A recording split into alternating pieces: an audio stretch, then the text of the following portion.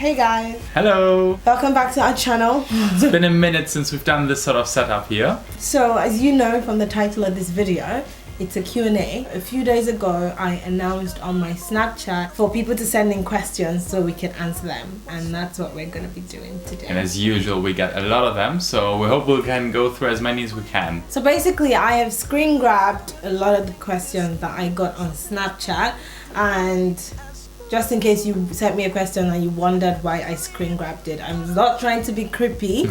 I just wanted to have it on my phone so I can answer them. Okay, let's just dive right into it. First question, I wanted to ask how you balance work and study, because I'm really struggling at the moment. I'm studying to be a social worker. Please help me. Greetings to Kian.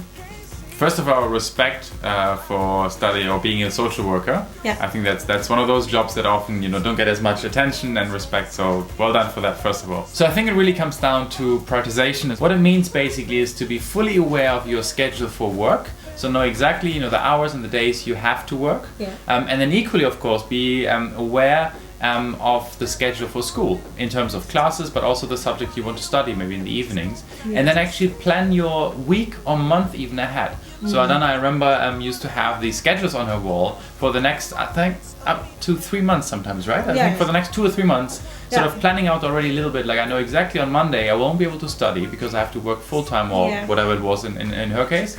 And but then on Tuesday I know I have a half day off so I can study. So really plan ahead. For example, if you're going to school full-time and the work is only part-time, just putting up your schedule, like printing out 3-month calendar in advance, for instance, paste that on your wall, and then in that calendar you can mark out the days that you have to work part-time.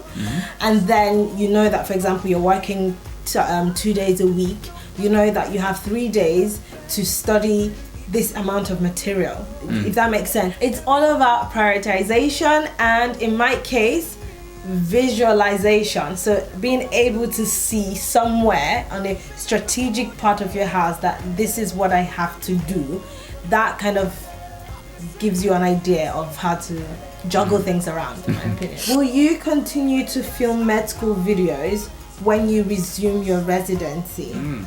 Good question. Yeah, I mean, filming med school videos is not directly related to me starting residency, because it's not like I'm going to be filming when I'm working inside a hospital. Yeah, it's not like a vlog. It's not like a vlog. Yeah. Basically the med school videos that I have filmed already, I did get requests to do it. Like, people wanted to know how to balance their first year medical school. People wanted to know how to get into medical school. So I made those videos based on the requests that I got. So if I do get more med school requests, I will film it. As you know, we're trying to create diversity on our channel. So sometimes there's family vlogs, there's med school series, motivational talks, hair tutorials, and we only post once a week. So if you think about it, by the time we've touched all this topic, it's gonna take a while until another series is uploaded. So I do apologize, but yeah, in the near future I will film med school series. I wanted to know, do you sleep train your son? And if you did, at what month? No, I don't sleep train my son because he's only 4 months, so he's still very little. I basically just work around his schedule. I know when he's feeling tired, and it's usually not consistent. So depending on how much activity we've done during the day, he might feel really exhausted quickly, and then I put him to bed. I really don't. Yeah, not yet at least. Not right? yet. Yeah. How do you deal with negative comments? Ooh. I mean, number one is you kind of get used to them over time and they're repetitive. That's one thing, I can tell you that. Yeah. And secondly, I think most importantly, from an emotional standpoint at least, I think if you have confidence in what you do, if you trust yourself and if you believe in what you produce or whatever the comments is directed towards, if you believe in this and if you have confidence in that, if it's of course negative comments about yourself, I think something you said in one of the previous videos is very important when it comes to self-love, right? If you're confident with yourself, I don't think any comment can really get you down, and it's just a sort of a little annoyance, really, to be honest. Yeah. That's emotionally. Yeah. And practically, delete and block. Very easy. Very easy. Very easy to do, and it's very effective. Yeah, it is quite effective. What would you say the most difficult part of your relationship was when you were dating? And what would you say is the single most important thing to sustain a healthy relationship aside from communication? Aside from communication, I Yeah. think that is a person who have watched our previous videos, because we always said communication is key. Yeah. Nice one. Good question, I think. Yeah, it's a very good question. Any thoughts? The most difficult part of our relationship when we were dating was when we had a long distance relationship. Right. So I do understand that there's a lot of new viewers. So for those of you that haven't watched a video of how we met and of our relationship, basically there was a time in our relationship where David was working in Kenya and Mozambique, and I was in medical school here in Dublin. So that was really difficult, trying to communicate over Skype, and of course it wasn't always reliable because of the network problems or whatnot. So yeah, it's not the same. So it was, that was really frustrating. I would say the Absolutely. most difficult part of our relationship was the long distance. In terms of the most important aspect besides communication, I think is, in my view, is understanding that there need to be compromises. You know, nobody can go into a relationship and expect like all their dreams and all their expectations to come true, or expect that sort of perfect partner in a sense, for both sides, of course, right? I would say.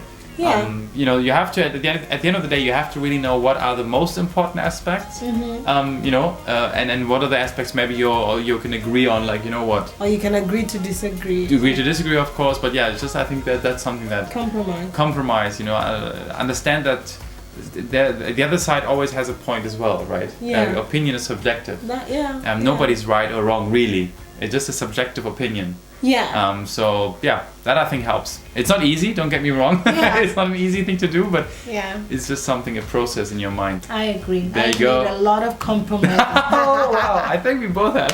Of course we have to have. I'll be graduating with my bachelor's degree in chemistry very soon, and I'm looking to apply to graduate programs as well. However, it seems that for us black women, the higher up the ladder we go, the less appealing we are in the dating world. How do you suggest staying positive, still pursue my goals, but not give up on love, even when the majority of guys around you are just out to play games, which I refuse to fall victim to? Shout out to this lady who seems like my type of woman. First of all, of course, I mean, definitely stick to your expectations and goals, what you're looking for in a man, right? So don't fall victim to anything or anybody. I mean, obviously from my point of view, I can't really relate to it, just because I find, you know, a very educated and smart woman absolutely appealing. You know, I actually, you know, would disagree with those sentiments. Maybe you're just around the wrong people then, I guess, or at least the wrong men. I do understand where she's coming from. Yeah.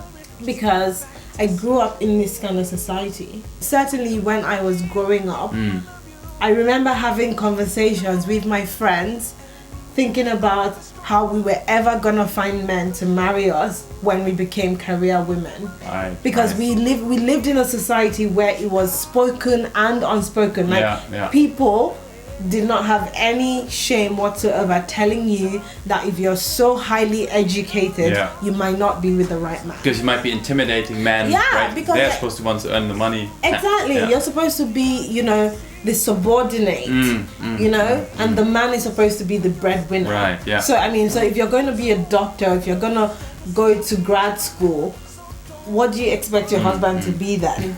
You know? But I mean, I was never intimidated by such sentiments, to be honest. I grew up exactly thinking that the man who will be intimidated by my achievements is exactly the man that I do not want to be with. Amen. Period. Amen. And then I discovered Chimamanda. Oh. Shout out to Chimamanda Ngozi Adichie.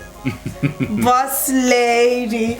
That's actually when I started, like, that was actually when I completely fell in love with her. Because she did write an article and she did give a TED talk about sentiments like this in Nigeria. Where the women are expected to cut down on their achievements because they're supposed to focus on love and marriage. And to that I say, you will find the right man. If you have to tone it down, for a guy, he's not the right guy for you. Very true. Yeah. So good luck. Got power. Stick to what you want. yeah. Stick to what you want. You will definitely find the right man. What is the one thing you wish your partner possessed more of, or had, like a quality? Interesting. Like a quality. What quality do I think that you? I have no idea. Oh really? Yeah. No, I mean definitely. I know you could tell me a few things, but honestly, I don't know what to tell you. Wow, well, that's good for me. Yeah. Really, there's nothing. I mean, I don't mean to give the impression that you're perfect. No. Because nobody is perfect. No, I'm not. Yeah. But there is nothing about. There's nothing serious about our relationship that I would want you to change. So for me, oh my god, wait, hold on. I can take it, bring it on. Of course you can. So I think the one thing for you that is a blessing and a curse in a way is obviously you're very ambitious with everything. That also though means that you're quite impatient, right? So in every aspect of life, so you know, in whether it's in school or in your job, or you know, whatever you do, basically you want things to happen very fast. Now this impatience also of course gets carried on to, let's say, conversations, or you know, when we have discussions and so forth. You know, and of course there's this little, you know, if things don't get sorted out quickly or if things don't happen quickly, it is of course also a very positive trait in other situations, and so it's a bit difficult, but yeah, I agree. That's good. Well, you're gonna sleep on the couch tonight. You're sleeping on the couch tonight. One night is okay. I'm kidding. Yeah, I agree. I think it's true. Yeah. I think it's true. I recently graduated and started working, but after I finish work, I'm too tired to meet my friends, spend time with my family. What advice do you have for creating a good work-life balance while being committed to my work? This is a good question, and I completely understand it. Right? Yeah. Coming back from work, when I was working before I started my maternity leave, I was absolutely wrecked every day after work. Like all I wanted to do was go home and just go to bed, go home and lie down. But the advice that I gave myself and the advice that I give you is that for anything in life, for you to achieve anything, you need to put in work. You need to put in the effort.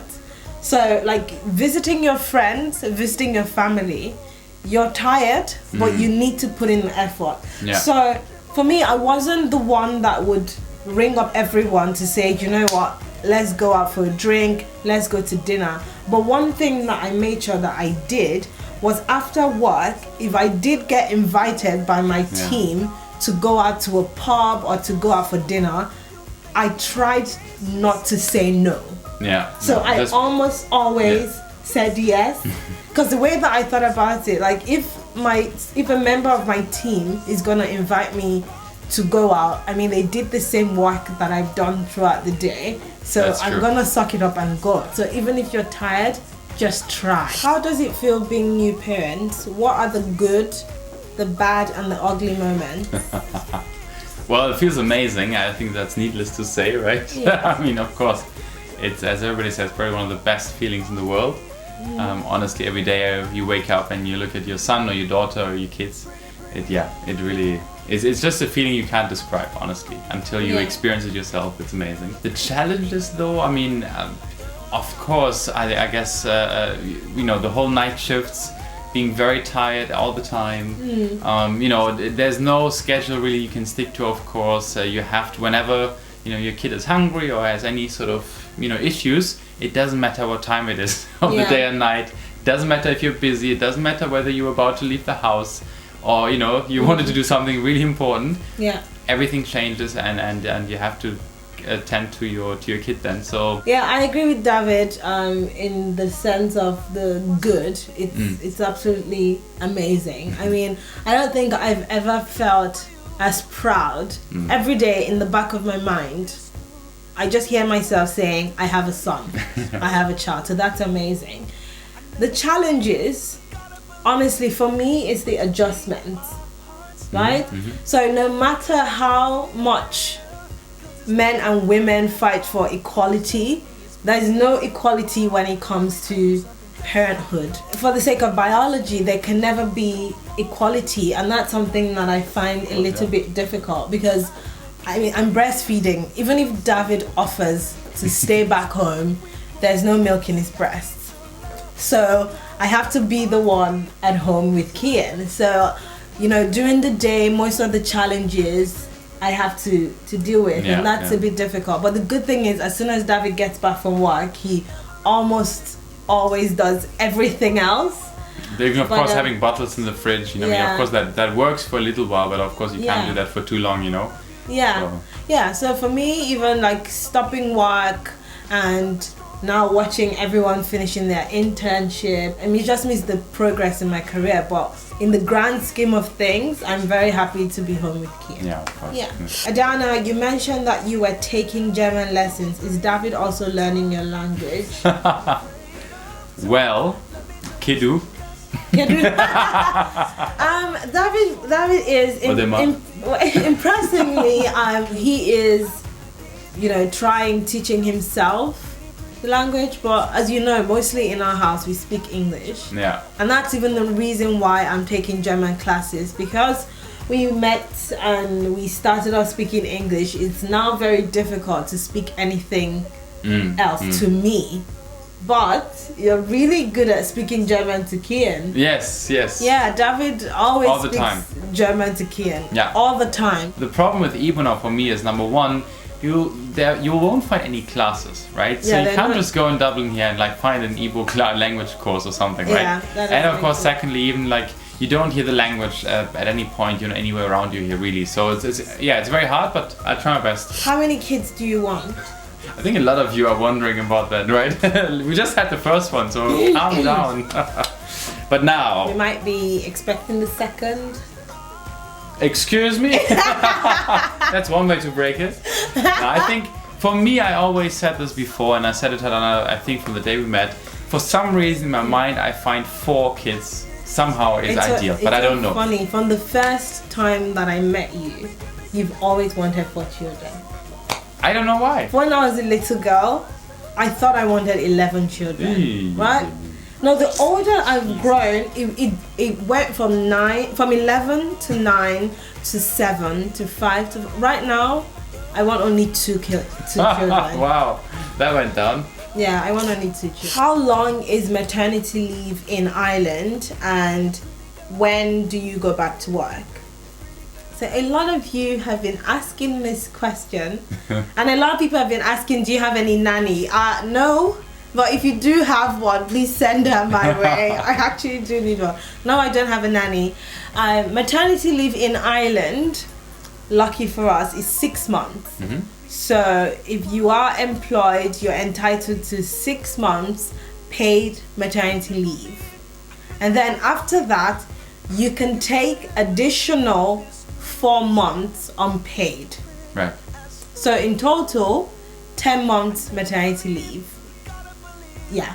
For me, when I'm going back to work, I'm going back to work in January. When did you meet David's parents, and how did you approach them regarding both of you getting married? I think you first met them quite early on, actually. It was at Christmas. I told my parents about Adanna before, of course, and you know, we came up with the idea of why not use that holiday and for her to come to Germany. And I think it was 4 months into our relationship I met them. Yeah. I met everyone, including his grandmother. I mean, they knew Adanna. They knew I was very happy. They loved Adanna, so it wasn't really a big deal. So I just obviously at some point, I mean, it was a big deal for us, but we literally just told them. You know, I mean, there's nothing else to it. But yeah, it wasn't a big deal at all. Actually, they were very happy. Yeah. Very happy. What tips would you give to mothers that have lost their mojo and struggle to find the time to spend on themselves? And the second question is, how do you maintain a clean and functional home as a working mother? I mean, this first question is interesting because for me, I have